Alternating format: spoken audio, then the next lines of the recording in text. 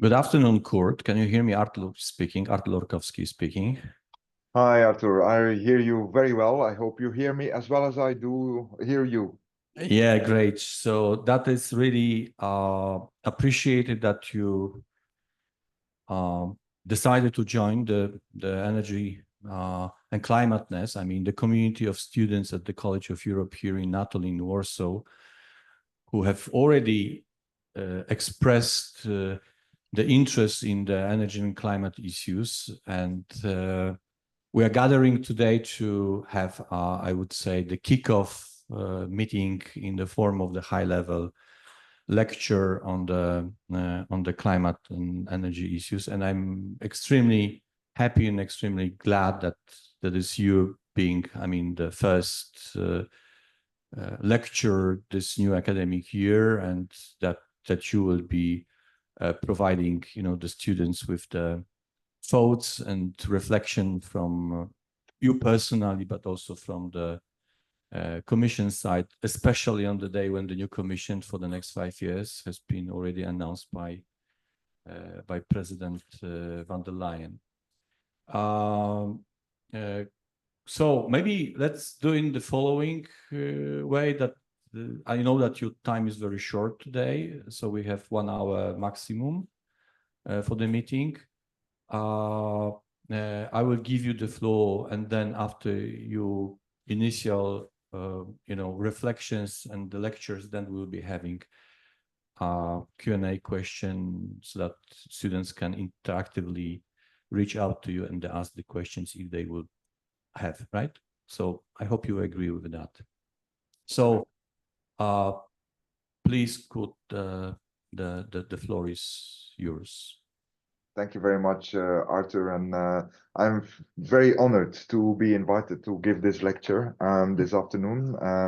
Very happy to hear that the students of the College of Europe are interested in climate and energy policy, and obviously I would have preferred to be there physically with you this afternoon, especially when I see the picture of Jacques Delors behind you, Arthur, who is a grandfather of Europe and the European project. But there's a lot happening in Brussels, as you probably know, and today is quite a special day for us because the new president, the incoming president, who is also the outgoing president, has told us who will be doing what in the next college. She has published the mission letters. And so we're now also trying to decipher what exactly it will mean for the different services of the European Commission. I'm happy to give you a little bit of an overview of where we are with climate policy and especially where we are going, and then happy to answer any questions or take comments from the audience at the College of Europe.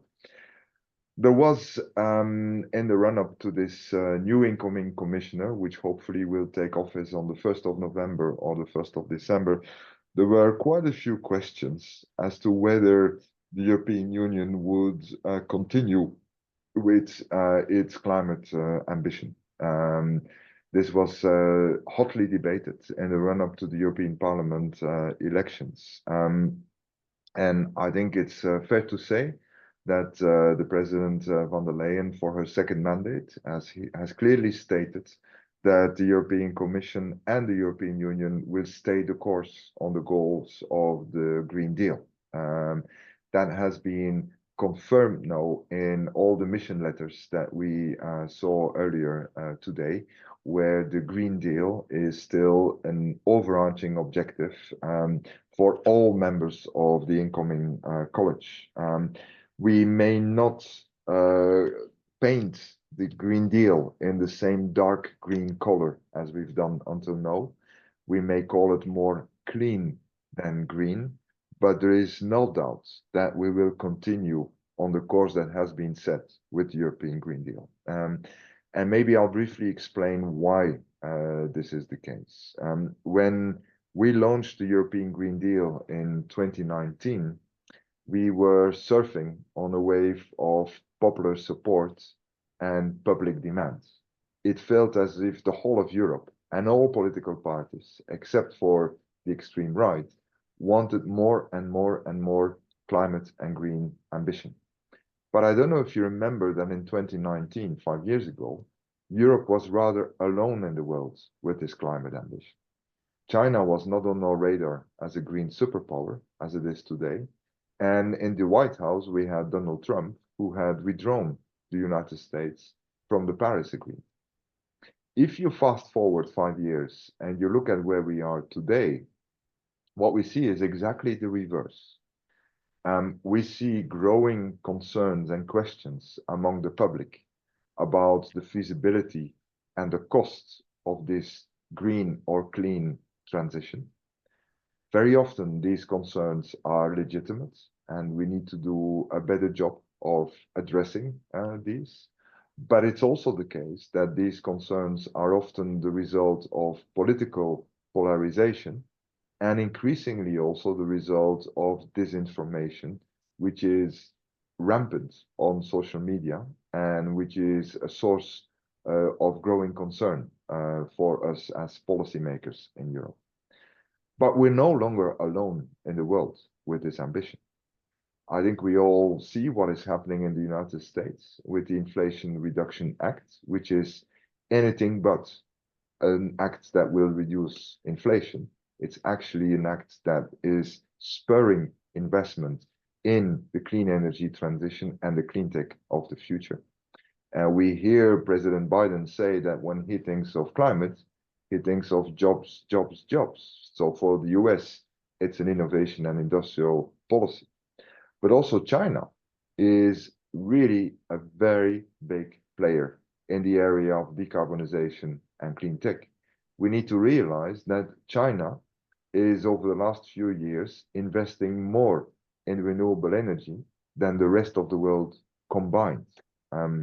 And we have seen that China will this year already meet its 2030 target of having 1,200 gigawatts of renewable energy.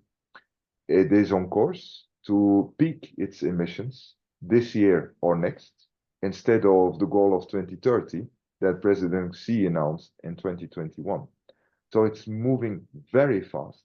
And we also notice that China has a strategy of shifting its growth model from real estate and construction to conquering the export markets of the future, which are exactly in clean tech and in semiconductors and IT technology, for example.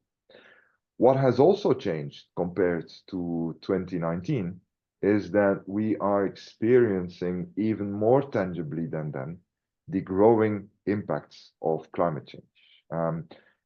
I don't think it deserves much elaboration when we look at what is currently happening in Poland and in other countries in Central and Eastern Europe, when we see the floods that are horrible, that are devastating, and while at the same time we see that in Portugal, more than 1,000 firemen are fighting wildfires.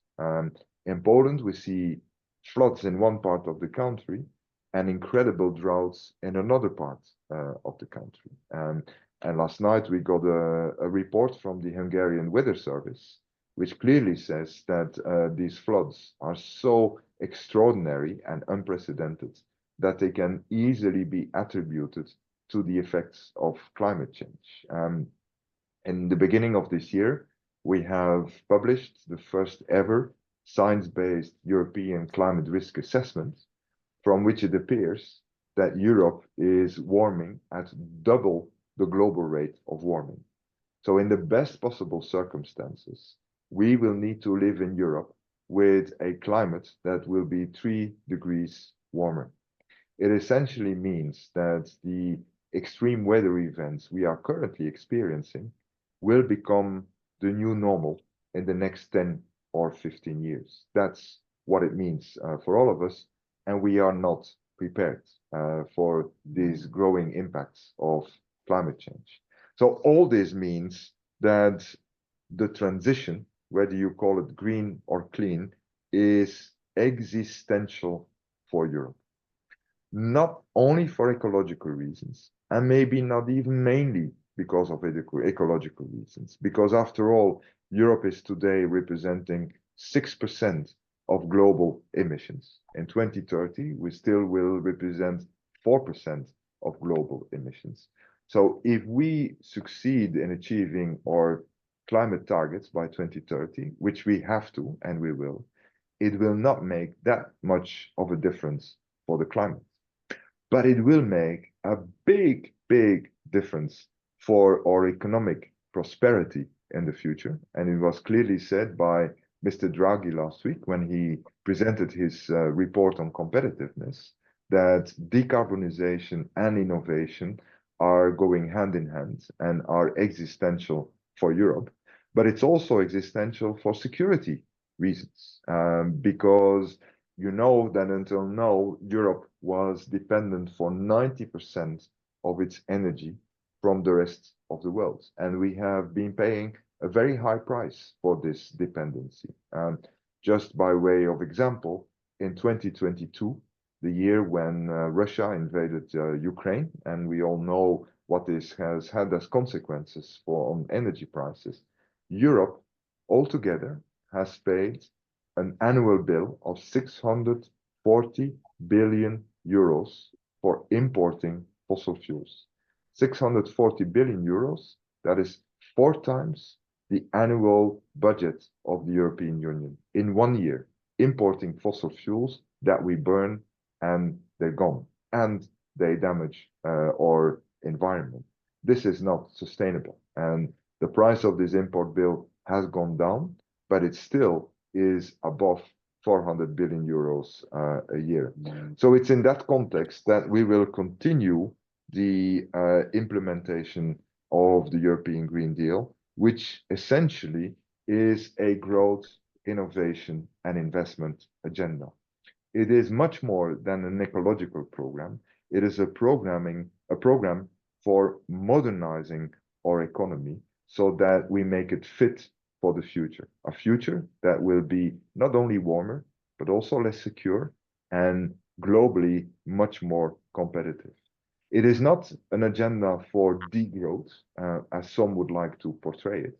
On the contrary, it's an agenda for enabling growth, but no longer based on fossil fuels, because that growth model is now obsolete. And you could think of the European Green Deal, which has the climate ambition at its core, as bringing an innovation and investment shock to Europe's economy.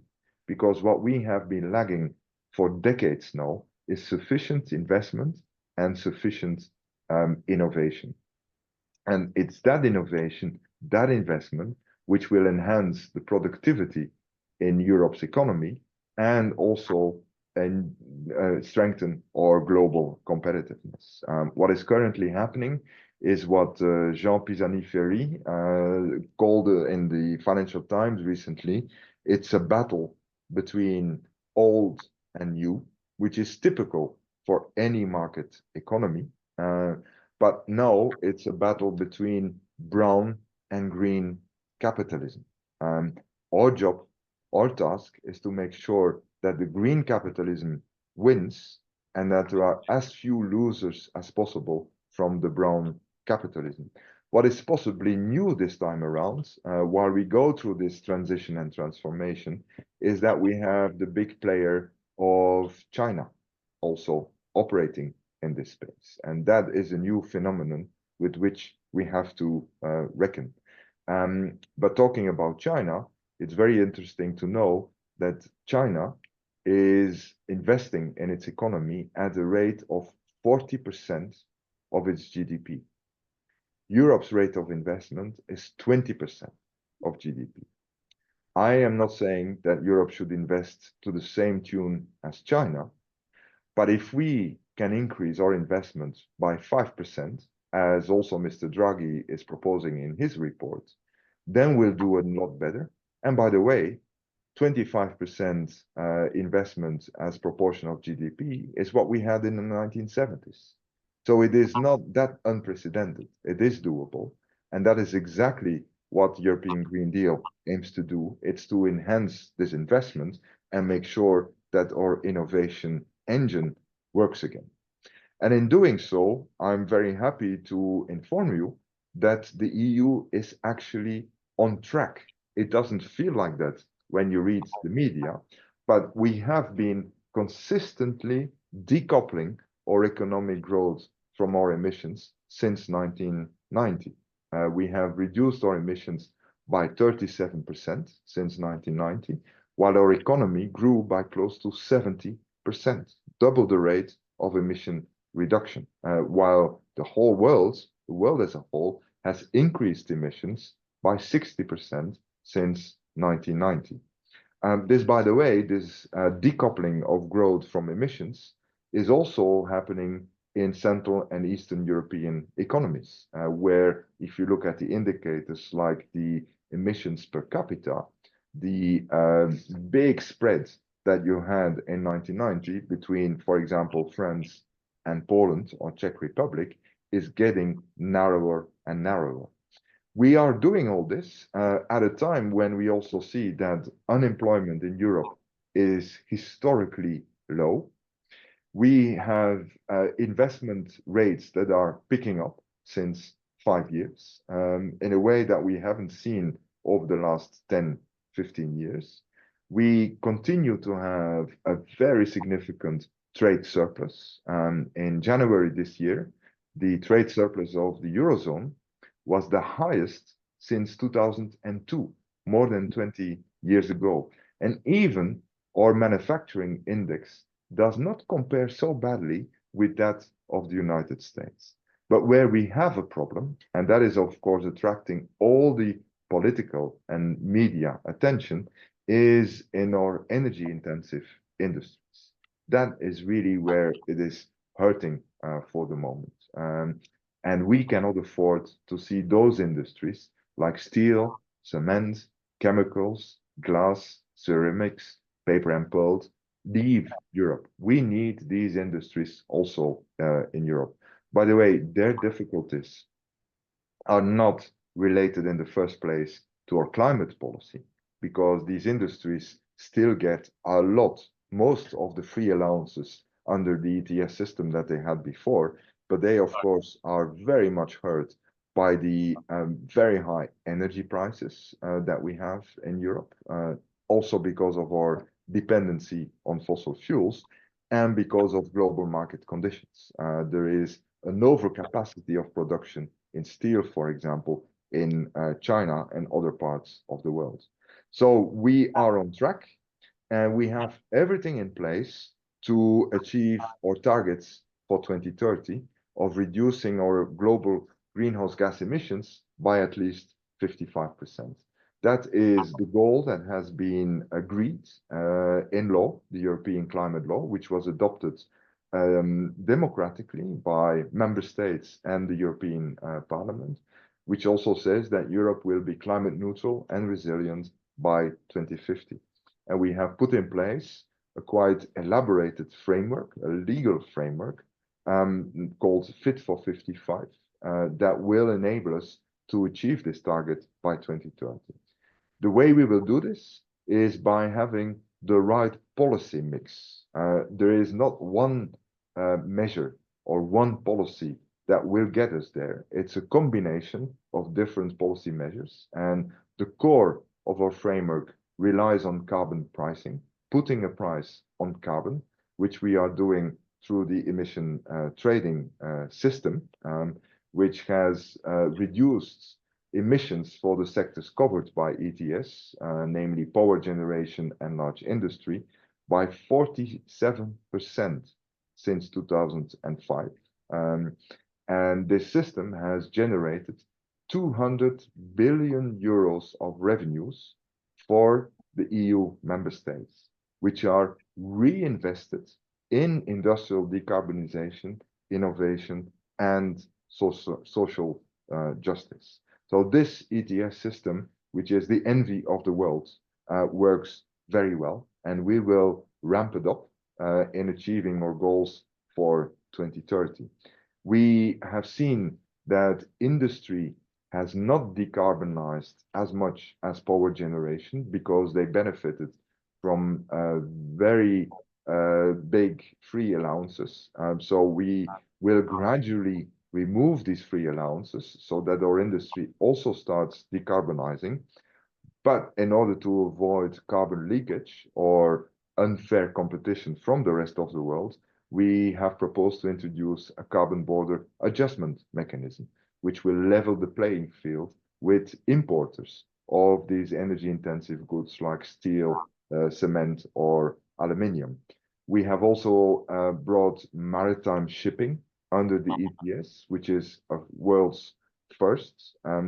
And we have agreed to extend the emission trading system to other sectors, namely sectors that are very hard to decarbonize, road transport, and heating and cooling of buildings. That is, for that, we will create a second ETS, ETS2, that will get into operation from 2027. And at that time, we will cover about 75% of Europe's emissions through emission trading.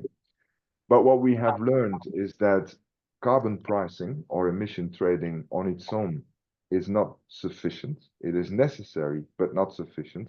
So we couple this with regulation, where regulation can help to accelerate the markets to the solutions that we need. 60% of the European Union's emissions are in sectors like road transport, waste management, agriculture, etc., which are covered by the effort sharing regulation.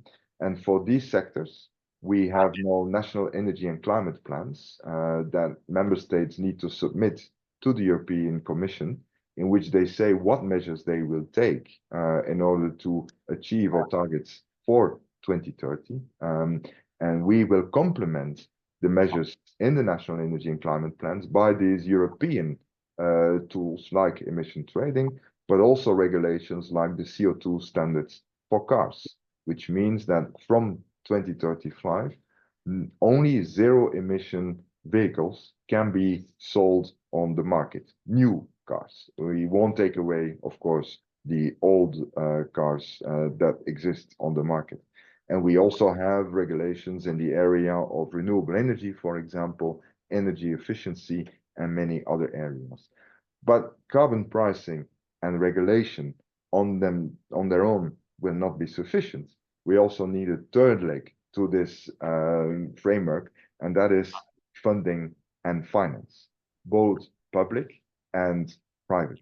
And the European Union is bringing currently a lot of financing resources to the member states to make sure that they have the resources, the finance it takes to achieve all these transition goals. Just to give you a few examples so that you understand what I'm talking about, for Poland alone, the ETS last year, the emission trading system, brought in 5.5 billion euros of revenues, 5.5 billion in 1 year. It's also important to note that there is a big solidarity dimension in the ETS, which means that the first 10% of revenues go to the 10 countries that joined the European Union a bit later, in addition to the other revenues that I talked about. In addition to that, Poland will receive 12.9 billion euros from the modernization fund from 26 to 2032. It will get 31 billion from the Connecting Europe facility to help fund the investments that are necessary in infrastructure. Under the cohesion funds, Poland is getting 23 billion euros for infrastructure, climate, and environmental investments.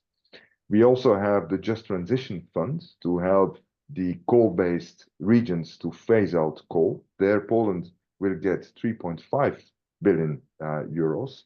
And under the Recovery and Resilience funds, the post-COVID economic recovery program, which has been unlocked under the new Tusk government, Poland has rightly said that 42.7% of these funds should go to climate. And just by way of information, under these funds, Poland will get 22.5 billion in grants and 11.5 billion euros in loans. And then I haven't not even mentioned the social climate funds, which will address energy and transport poverty in all member states. There, Poland will get 11.4 billion between 2026 and 2032.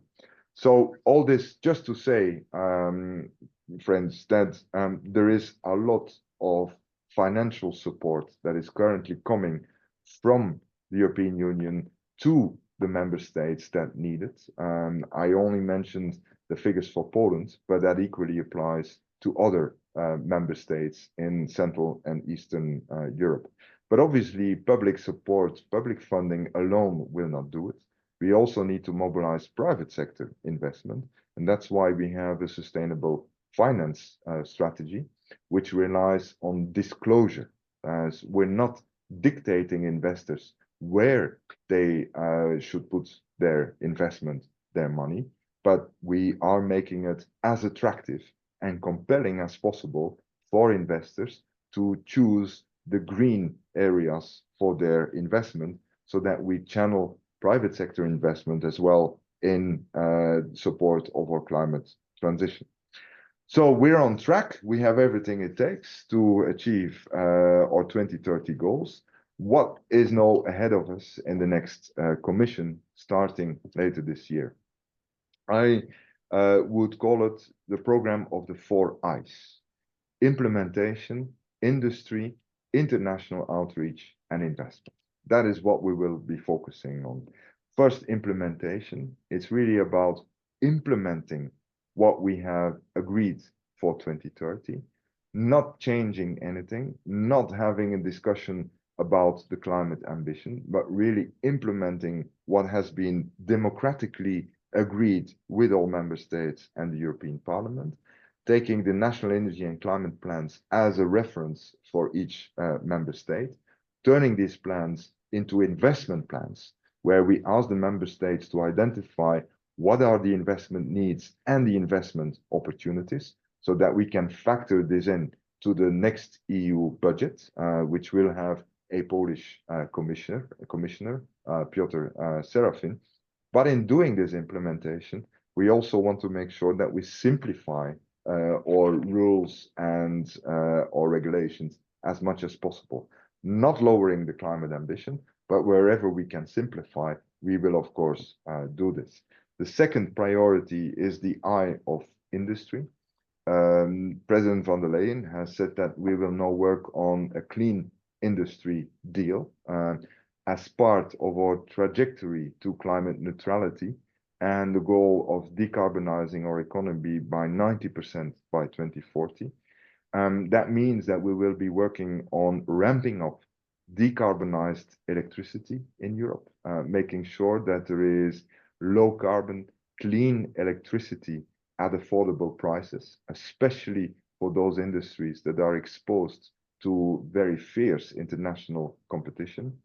We will be working on the infrastructure that our industry needs in terms of grids and storage for electricity, but also infrastructure for transporting and storing CO2 through carbon capture and storage, and as well infrastructure for hydrogen, which will become a very essential component of our energy mix in the future. We will invest and continue to invest in the clean tech, especially where Europe still has a competitive advantage globally. Heat pump manufacturing, for example, which is very, very big in Poland. And we will also work with our energy intensive industries to make sure that they have a business case for decarbonizing in Europe. The difficulty there is not one of technology, because the technology exists for decarbonizing steel or cement or chemicals.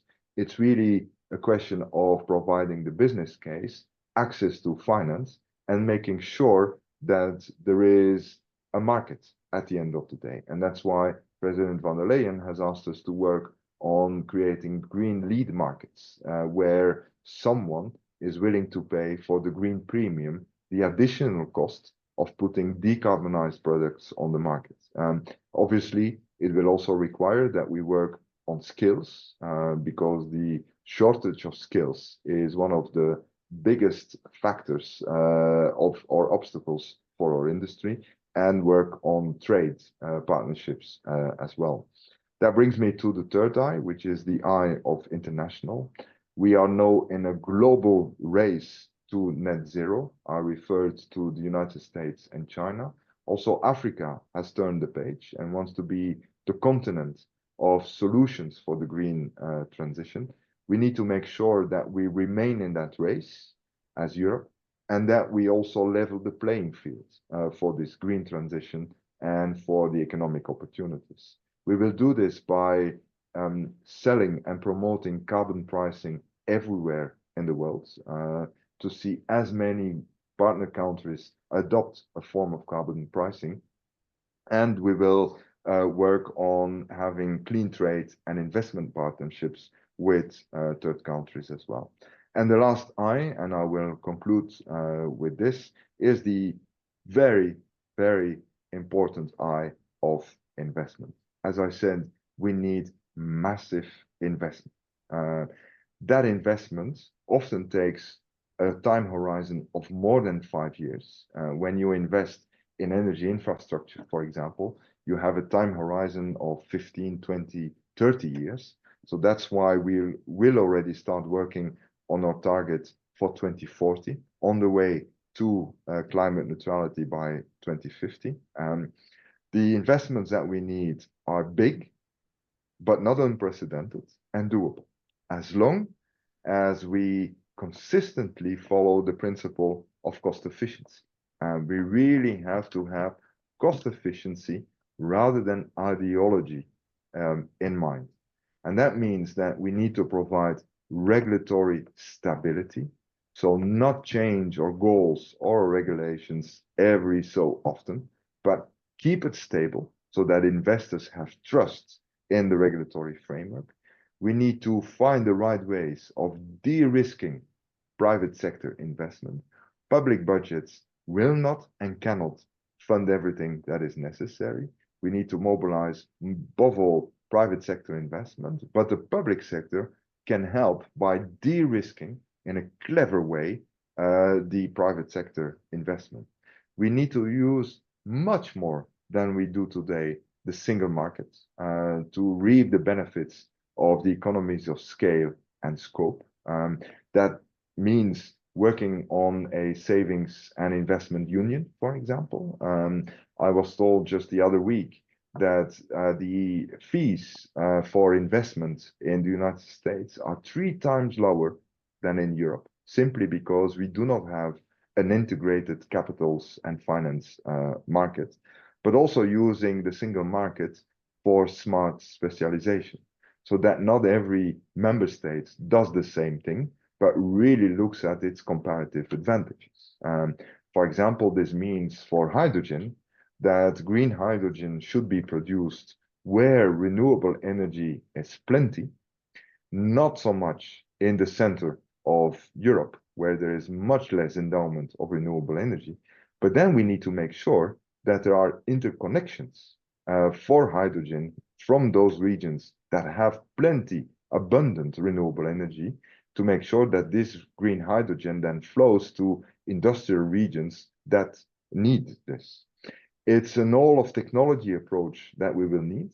We cannot afford to close the door to technologies that may be less appealing to some, but that we will need. That means that carbon removals, for example, will have to become very big, both natural carbon removals, but also industrial carbon removals through direct air capture, for example. That will be the big next frontier for the next decades.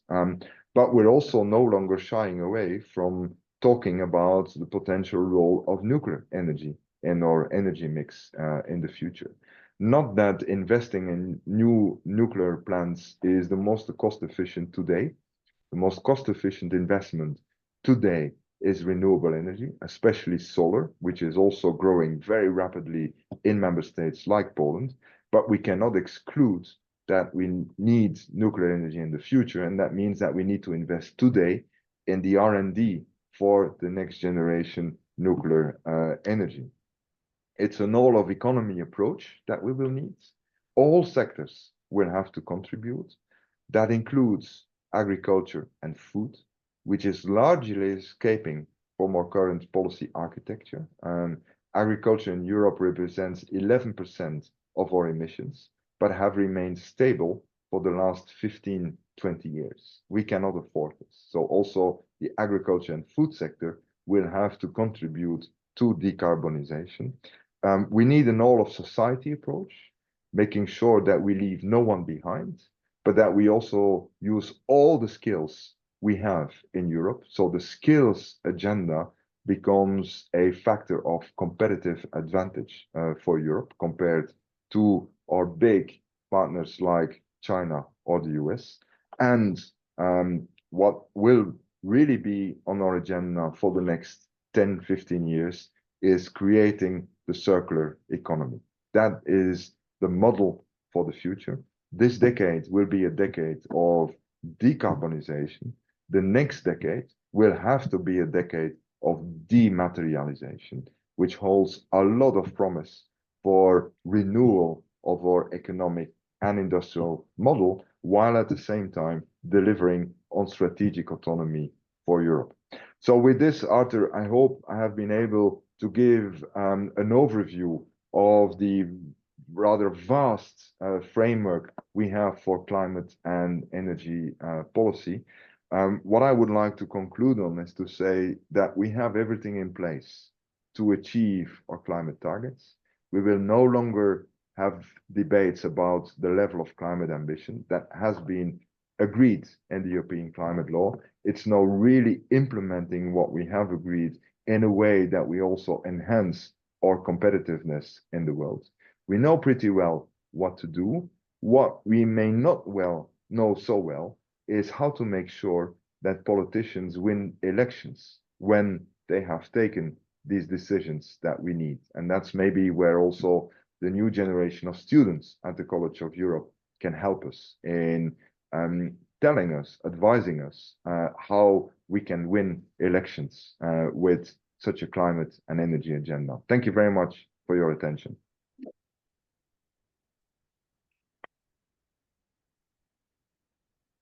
Thank you very much, Kurt. Now I understand better your egoistic interest in joining this event today, as you are investing in the new generation of those who will be helping you and sharing the experience for the future endeavors of the European Commission. Thanks also for explaining the rationale for European Green Deal, which is very often misunderstood as another environmental policy, and the fact that you portrayed it as a growth and innovation strategy for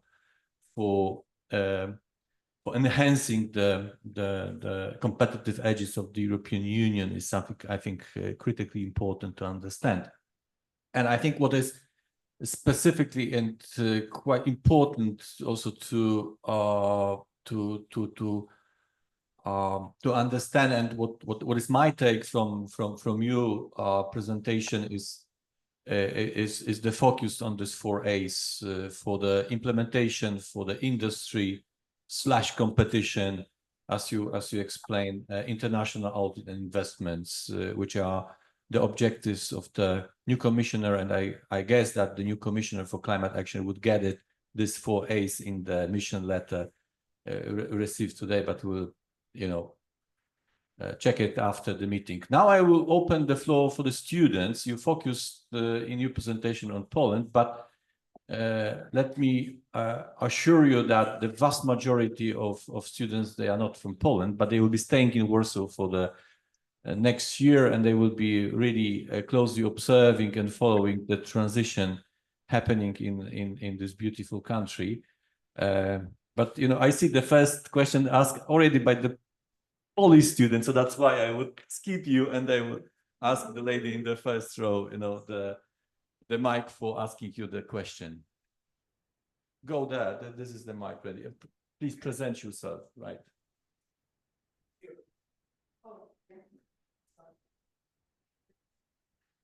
Hi, thank you very much for this insightful presentation. My name is Nada Mohammed. I come from Egypt. And maybe you might expect a question because maybe most of the presentation was really focused on what's happening, what the EU is doing for European countries. But my goal here would be to be like what the European Union is doing for neighboring countries, especially for my country, Egypt, because maybe my concern primarily is that there are several packages that have been recently issued by the European Union, CBAM, EUDR, CCSDA, and all of them are happening concurrently. And even though it's been mentioned that this kind of creates a level playing field for other markets, I don't kind of view it others like the same way, because if we talk about CBAM, for instance, one of the main criteria about the calculation of the price of carbon that will be imposed on other countries would mainly rely on available science, and the available science in Europe kind of is differing from what's happening in Egypt and other countries. So I'm wondering what the EU is doing in order to help, especially smallholders as well as people across the supply chain to reach the green transition and accordingly live up to the motto of leaving no one behind, not just in Europe, but across the world. And my second question is regarding moving from brown capitalism to green capitalism. It's a little bit of a dilemma for me because I feel like capitalism in itself is an extractive model. So what is the plans for the European Union in general to move post this extractive model and to maybe go towards a well-being and a post-growth kind of model? And my final question is very easy. I was wondering the figures that was mentioned in the presentation, are they like englobing all European countries, or is it just like the EU countries within the EU? Thank you so much. Well, thank you very much for this very insightful question. Obviously, I have focused on indeed climate policy in the EU, but we have a very, very large and deep international dimension to our climate policy. I mentioned the I of international, and I really would not want you to go away today thinking that we're only thinking about the European Union. We need the whole world on board in this climate transition. And we definitely picture climate action, global climate action, not as an agenda of restricting growth, but actually as a new source of growth that allows to have prosperity for all within the planetary boundaries. And let me first take the last part of your question on the post-growth model. We do not believe that you can have a successful society without growth. But what is definitely the case is that we need to have a different conception of growth. And that's where we are too much dependent on an outdated metric like GDP, for example, which indeed leads us into the wrong direction. We need to move towards indicators that much better valorize and value well-being overall, but still showing that we as a global society and a global economy make progress in especially making sure that everyone on this planet is provided with the basic services and goods that everyone needs. Eating, housing, mobility, access to clean electricity, for example. There are important parts of the world where this is still not the case. If you take Africa, for example, there are 600 million people without access to energy or electricity. And if at the same time, you know that the Netherlands has a solar deployment that is double that of the whole of Africa, then we know what is wrong and what needs to be done. And that's why we want to work, and we are working very intensively with our partners in the Global South, not only by providing climate finance to those countries, especially those that need it most. European Union is the leading donor of climate finance. In 2022, it was 28.5 billion euros, the biggest donor of the whole world. But we need to move even beyond that and look at how we can establish win-win partnerships with countries in the global south. And for us, that means especially the neighborhood countries, including Northern Africa, where there is so much win-win possible. That's why our colleagues in the Commission dealing with the neighborhood are very actively working with countries like Egypt to make sure that there is investment going into the opportunities that Egypt has, the vast opportunities, for example, for renewable energy, also for renewable hydrogen. And there are very good projects underway. We not only have investment conferences that we organize with Egypt, but we also, for example, are funding a program called NWAFI. I don't know if you've heard about this, but it's a program that we do together with the United States and the European Bank for Reconstruction and Development, whereby Egypt has agreed to retire 5 gigawatts of gas-fired electricity. We, with international partners, will be financing the construction of 10 gigawatts, double, of renewable electricity. And we will import into Europe the gas that Egypt is saving by switching to renewable electricity, which will produce export revenues for Egypt, which it will reinvest in making sure that it has the clean energy and industrial system of the future.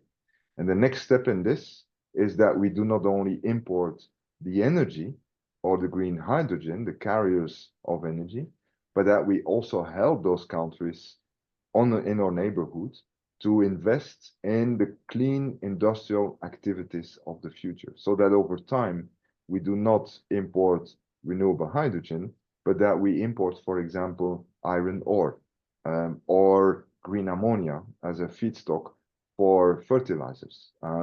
And that's exactly what we want to do now. It's to make sure that we have these win-win partnerships where we help those countries to invest in the economic opportunities of the future, where they have an endowment of resources, be it energy or others, but then also open up the European market for importing the goods from those countries. The European market will always be open to imports on a fair basis, as long as it is fair, but we increasingly will need to import only green products.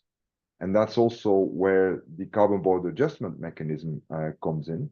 We will be importing green steel and other green products from the rest of the world, but we obviously cannot afford that we put a big requirement of decarbonization on our industry, but then let industries from other parts of the world that do not do that effort to export their goods to Europe, and in this way have an unfair level playing field. But I hope I've been able to explain how we are helping countries in the South to also climb up the industrial ladder and the sustainability ladder in doing so.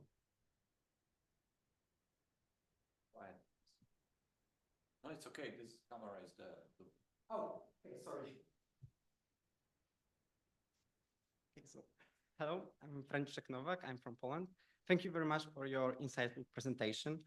I would like to ask about the decoupling, because you said that regarding the 2013 targets, we are on track, also in the context of decoupling. I'm a lawyer and I do not do true science. I have to rely on scientific papers. And accordingly to the IPCC report from 2022, we can, in the chapter devoted to mitigation of climate change, in chapter 2, we can see sub-paragraph devoted to the degrowth idea and decoupling. And to quote, absolute decoupling is not sufficient to avoid consuming the remaining CO2 emission budget under the global warming limit to 1.5 or 2 and to avoid climate breakdown. So according to the science, we do not have any true example that decoupling is happening in the manner sufficient to avoid climate breakdown. So shouldn't we just abandon the idea of green growth and start thinking about new way to actually enable life worth living for entire planet? That's my first question. How would you address this issue? And my second question is easier one, regarding the sustainable funds. Do we have right now in place any funds devoted only to sustainable activities in the light of the EU taxonomy? What I mean by that, whether do we have already some money in place that should be given only to sustainable activity in the meaning of the EU taxonomy? Thank you very much. Well, thank you for this double question. First on decoupling and degrowth. What we know also from science is that if we want to stay under the 1.5 degrees maximum warming by the end of this century, then we need to reduce emissions by 43% as a world community by 2030, so minus 43%. And we need to become net zero as a world by 2050, all together. If we do that, we will and we should stay under the 1.5 degree limit. We have shown in Europe that for an economy that is locked into fossils, this kind of emission reduction is entirely possible. Can we achieve the 43% reduction as a global community by 2030? That is an open question. I can only say that in Dubai at the COP28, the whole world agreed that this is our goal, our collective goal. And the world has agreed that we will transition away from fossil fuels. We will now see in the next COP next year in Brazil, when we will get the national plans from all parties in the world, whether we will be delivering as a global community on this. I must say it's also clear from scientists that it is extremely unlikely that we will stay under the 1.5 degree maximum warming, because we see the warming that is already happening, and we don't see it as very realistic of achieving this kind of emission reductions.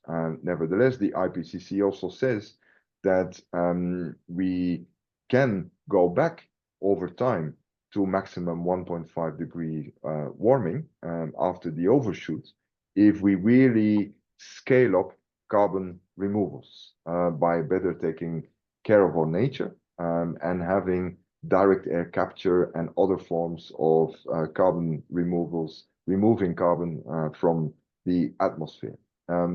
Where I do agree with you is that we will not succeed in this whole endeavor if we only look at the tailpipe. In other words, reducing the emissions. Achieving our climate goals is about much more than simply cutting emissions. And it is really about what I try to say by working on a circular economy, so that we reduce our material footprint, the material footprint of our production and consumption. That means that we need to have a new conception of production and consumption, where we value not mass production of goods, but that we shift to a model of mass customization of goods and especially services, so that it doesn't matter what you own, as long as you have access to what you need in order to sustain the provision of basic goods and services. And it's only if we do that that we will achieve climate neutrality by the mid-century. And this, by the way, is a very attractive and motivating industrial strategy for Europe and the rest of the world, which is very high tech. It means producing at proximity to the final customer in function of the needs of the final customer. But we also need to take care of our nature. We will not achieve our climate targets if we do not enhance the carbon removal capacity of our nature. So that means that we need to work on biodiversity and using, for example, nature-based solutions in adapting to climate change. If we do all this, then we don't need a discussion about growth or post-growth or degrowth. Then we will have a discussion about what kind of growth that is much less material than what we have had over the last 150 years since the Industrial Revolution. On the funds, very, very briefly, we apply in the European budget the do no significant harm principle of the taxonomy regulation. We do not yet align all the investment with the green activities and the sustainable activities as defined in the taxonomy. But that, of course, is a goal for the next multi-annual budget on which we are currently working. And there we rely a lot on the Polish commissioner, incoming commissioner, to help us.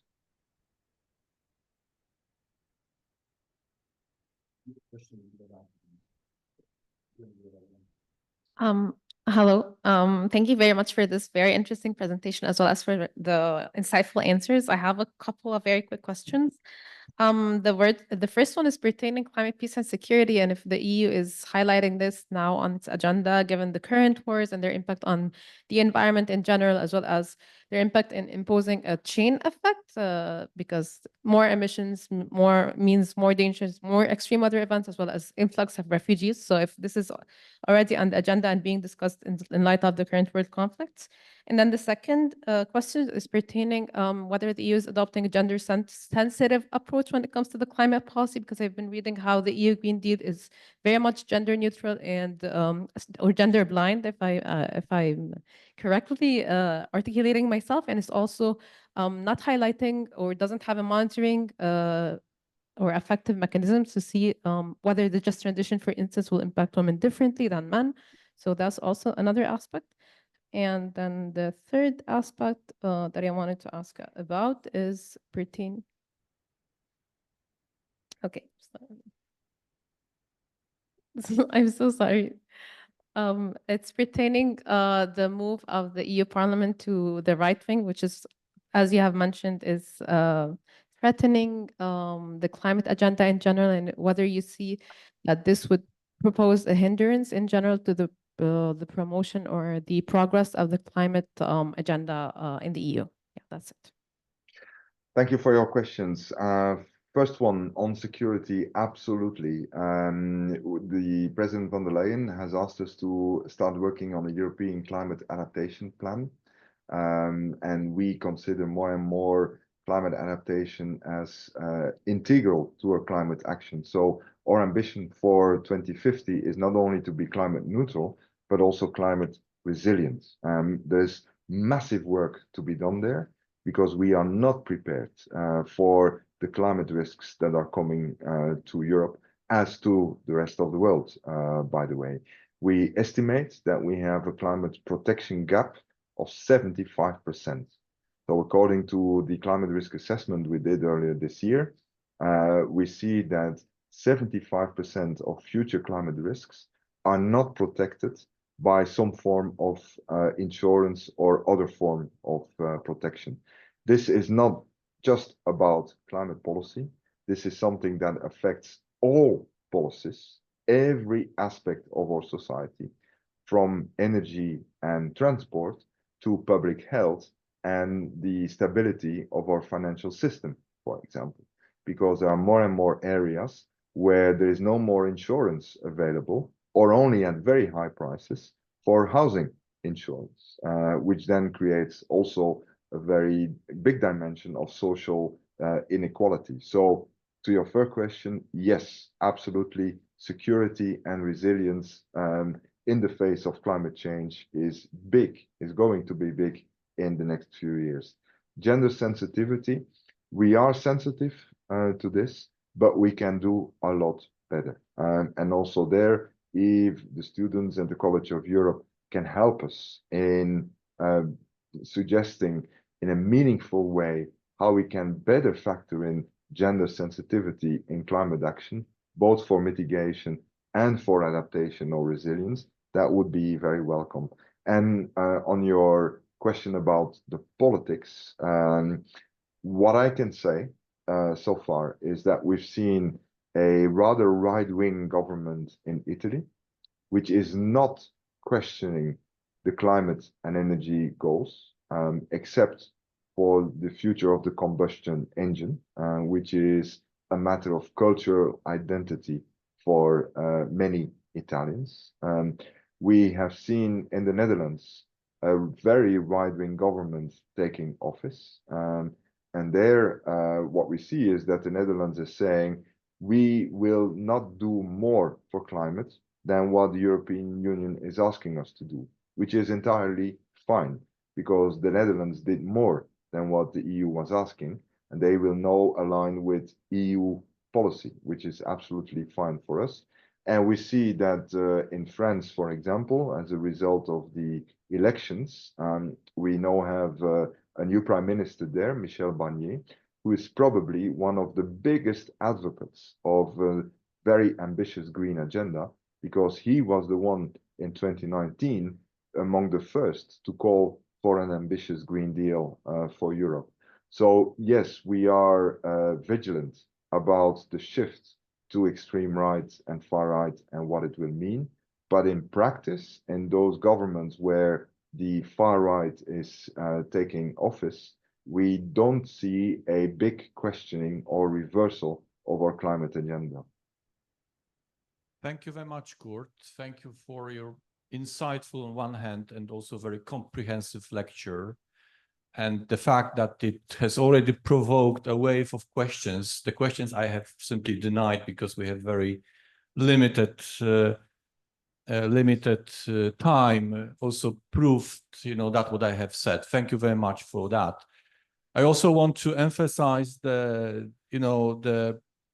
deepness of the questions which have been asked. You must admit that, those questions, they went well beyond, the current points for discussion we are observing in the European Union, and they are rather, reflecting the deep reflection on not only on the climate policy, but also about the growth, the justice, and the acceptance of the changes we're observing. And first of all, I must say that this lecture fully,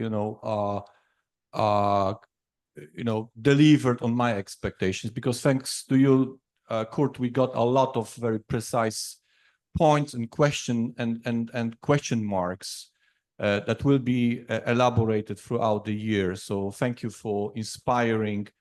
Our work on the program for the new academic year for the energy and climate test here in Natolin. And I think, specifically your invitation for students to elaborate on some issues, this is the message which has been heard, and we'll be touching upon on that issues during the academic year. So thanks of all of us are satisfied. I hope you are also satisfied with being with us today, and congratulations on having a new boss, and wish you all the best for the next 5 years endeavors in pursuing the climate actions of the European Commission. Well, let me briefly thank you also, Arthur, for the invitation to give this lecture this afternoon. It was a pleasure and a privilege. I very much look forward to working with students at the College of Europe, for which I have a huge respect. We have a policy agenda ahead of us for the next 30 years, and there's a lot of creativity and intelligence needed for this. So we very much look to the new generation of students that will graduate to help us in this endeavor. Thank you for your attention, and all the best for your studies. Thank you very much.